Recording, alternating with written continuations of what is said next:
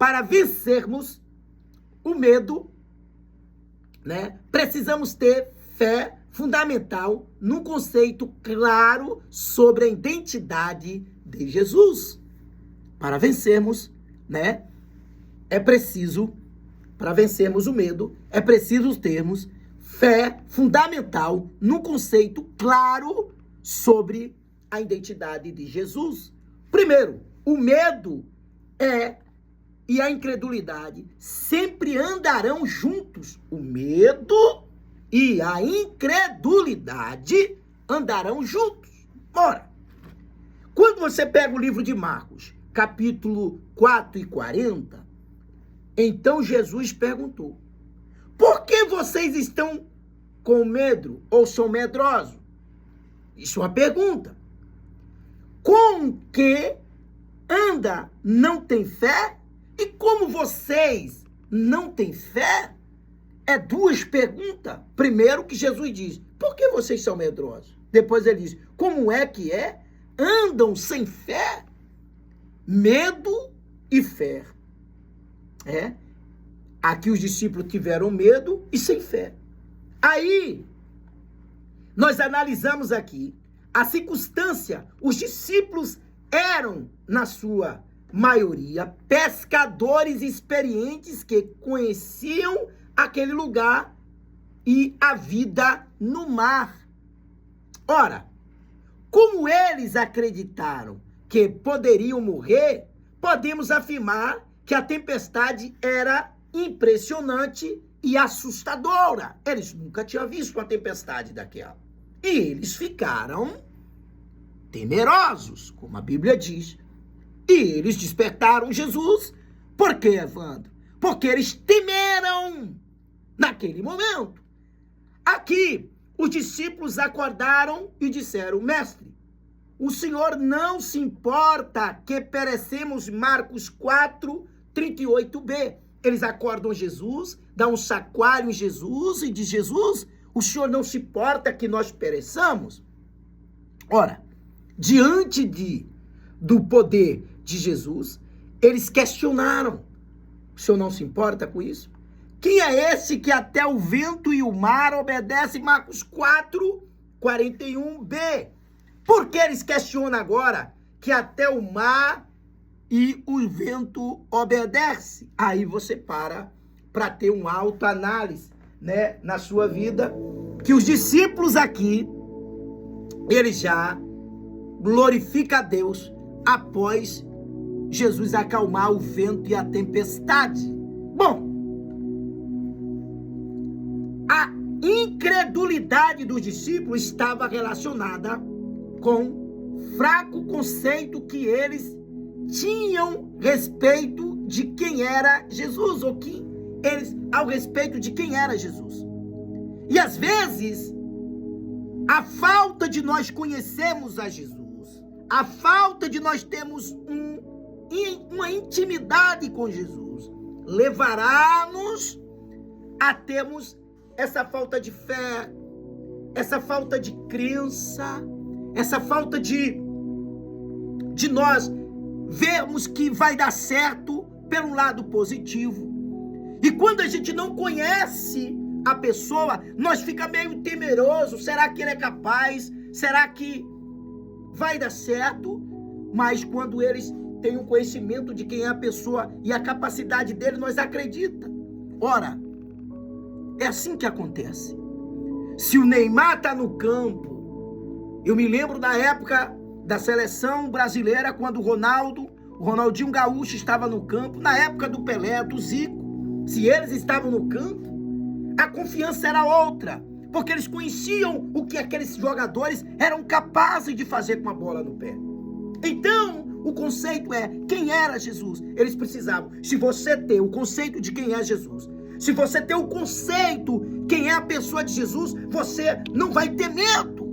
Você vai encarar a tempestade, vai encarar a dificuldade, vai encarar a intemperância de uma forma diferente, dizendo: olha, eu posso vencer, porque quem está comigo é maior.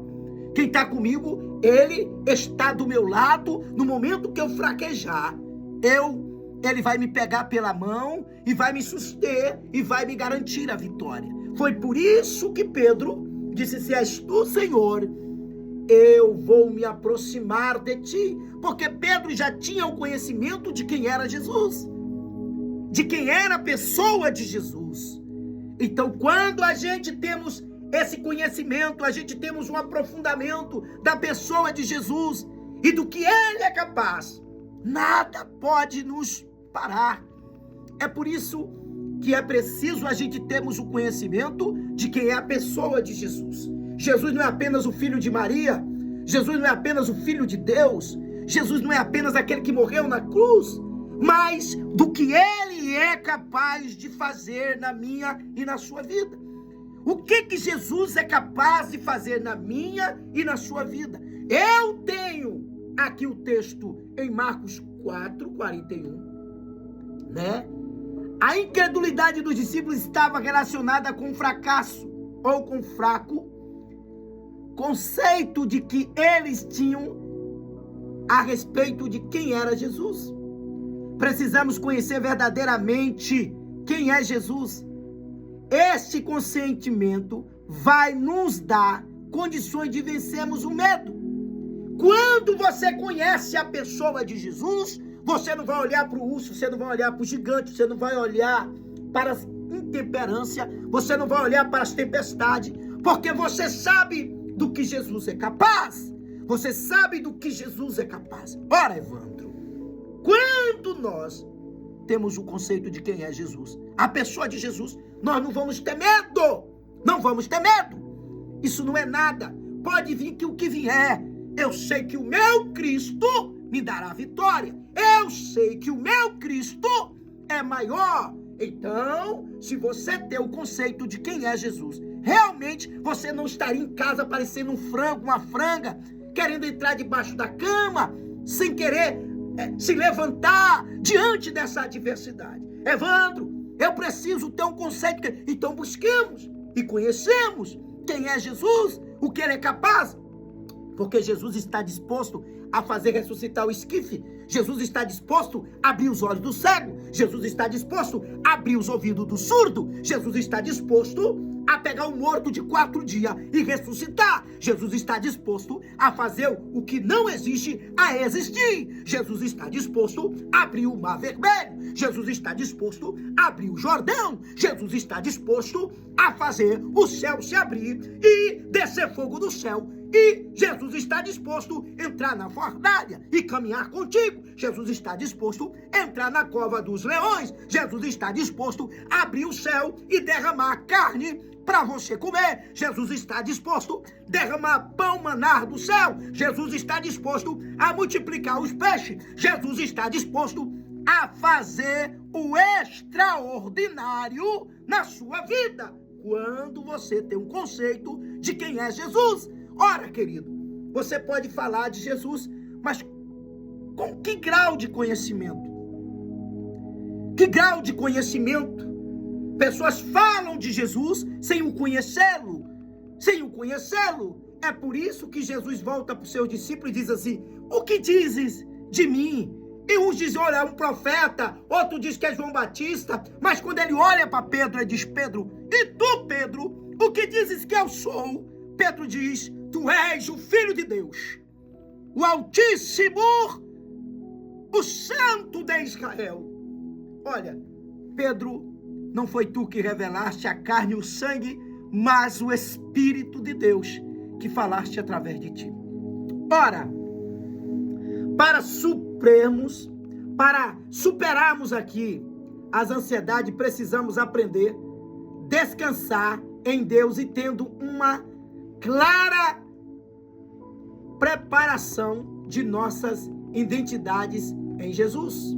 Primeiro, a ansiedade não nos permite descansar.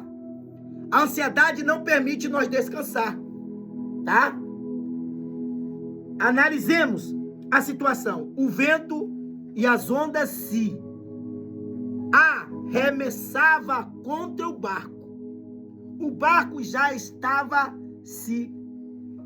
a encher de água. A ansiedade deles era grande: vamos morrer, vamos perecer. vamos perder. As ondas arremessavam contra o barco, de modo que o mesmo já estava se enchendo de água. Marcos 4:37. Jesus estava na polpa do barco, dormindo sobre o travesseiro, em meio à tempestade. Ora, a calmaria de Jesus. Ele continuava dormindo no meio disso. E Jesus conseguiu dormir no meio da tempestade, porque tinha uma percepção clara de si mesmo e sua identidade. Quando você tiver percepção de quem é você, você não vai ter medo para encarar. Eu posso, eu tenho, eu sou capaz de vencer, eu sou capaz de superar, eu sou capaz de avançar, eu sou capaz de chegar do outro lado. Então você não vai ter medo. Jesus conseguiu dormir. Aí você para aqui e vê. Outra coisa, essa consciência de si mesmo permita que ele visse com clareza a sua missão e o propósito do Pai para ele. Jesus dormia naquilo. Evandro, o que vai fazer eu descansar? A certeza do investimento do Pai em mim. A crença que o Pai investiu em mim e ele não vai me abandonar. Vamos lá? Ele sabia que a sua hora ainda não havia chegado e não seria naquela tempestade que ele morreria. Outra coisa, essa tempestade não é para te matar. Para de desespero. Essa dificuldade não é para te matar. Para de desespero. Eu vou morrer hoje, é agora. Não. Não é agora. Não é o momento. Não é o momento, não é agora. Essa tempestade não era a hora. Jesus sabia. Quando temos uma percepção clara da nossa identidade em Jesus e do propósito do Senhor para as nossas vidas, também podemos descansar, mesmo em meio a uma tempestade na vida. Está dormindo, está descansando, porque ele tem uma percepção que não é o momento da perca. No meio da batalha, ele está descansando. No meio da luta, ele está descansando. Então descansa. Se você tiver uma percepção de que Jesus vai te dar a vitória e de quem é Jesus na tua vida, você não vai ficar nesse desespero que você está aí. Descansa. Jesus é contigo. Não é a hora de você perder. Ora, qual deve ser a nossa identidade espiritual? Vamos lá. Olha, primeira coisa, ele exerceu esse poder em Cristo, ressuscitando dentre os mortos e fazendo sentar sua direita nas regiões celestiais, acima de todos os principados, potestade, poder, demônio, de todos os nomes que se possa mencionar, não há no presente, no século, mas também no vindouro. Juntamente com ele, nós ressuscitaremos e com ele nos faremos assentar nas regiões celestiais em Cristo Jesus. Efésios 1, 20, 21, 2 e 6. Esses textos nos acompanham. Olha, o medo pode ser vencido, a ansiedade pode ser superada, a consciência de quem é Jesus nos ajuda a vencer o medo. A consciência de quem é Jesus nos ajuda a vencer o medo. A consciência de quem somos e Jesus nos capacita, superamos a ansiedade. A principal, quando temos um conhecimento consistente da vida e da obra do Senhor Jesus, nos tornamos capazes de enfrentar com maturidade os obstáculos que se levantarem diante da tempestade que surgirem em nossas vidas. Quando nós temos o conhecimento de quem é Jesus, nós teremos aí maturidades para enfrentar os obstáculos que aparecerem em nossas vidas.